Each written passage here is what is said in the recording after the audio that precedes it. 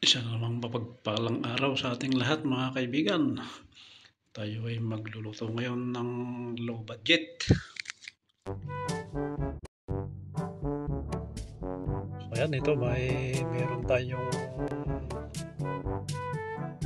naka-freezer na ampalaya. Yung dahon ng ampalaya yan ang ating sasahog ngayon.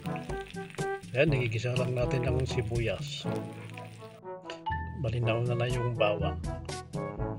Isa ihalo-halo lang natin. Masarap kasi ito, mainam sa sakit sa puso o diabetes. Ito yung ligo na mahal dito. Yung presyo ay €1.30. Yan, igigisa lang natin para bumango-bango ang ating tinolang sardinas.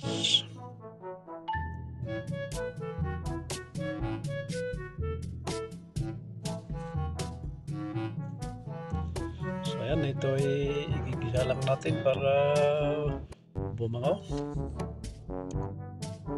Ito kasi namimiss ko sa Pilipinas, sa probinsya noon. Ito ang aking inuulam. Lalo kung nandun kami sa bukid. Wow, masarap ito. Dami kang maiinom na tubig kung may pait-pait. So ayan, halo-halo lang natin mga kaibigan. Ganito ako magluto ng mga gulay-gulay. Mahilig kasi ako sa gulay-gulay.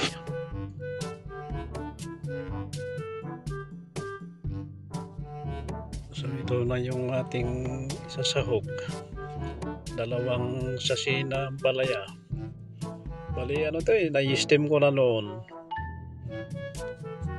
Maganda kasi pag may steam para hindi pag inilabas mo na ganyan na galing freezer ay hindi madudurog.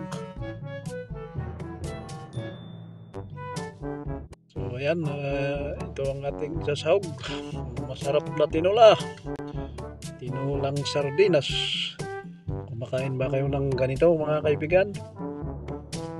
Namimiss ko kasing kumain ng ganito. Ito yung pagkain ko noon sa bukid sa Pilipinas. Ayan, dinagdagan natin ng 1 cubes, dagdag lasa. Ayan, halawin lang natin tapos pwede nang lagyan ng tubig.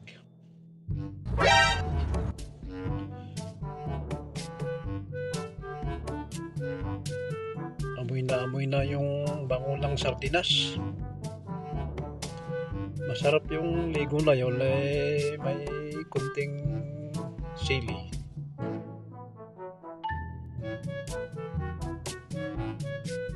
Sardinas at ampalaya, mainam sa kalusugan ng ampalaya.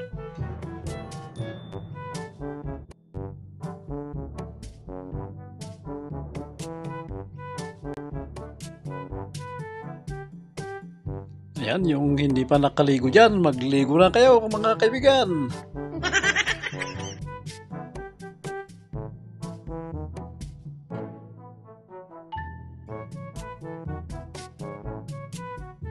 Ayan, pag kumulo na yan ay pwede na nating isahog yung ampalaya.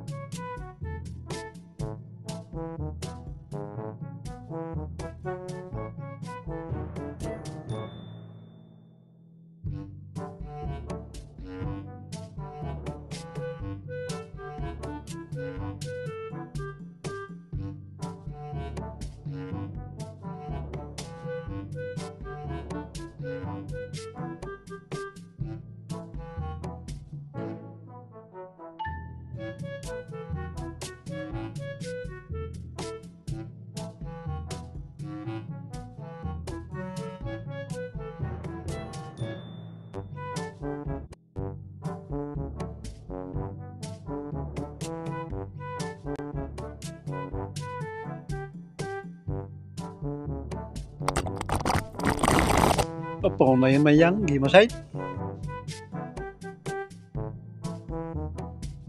Kain na tayo mga idol.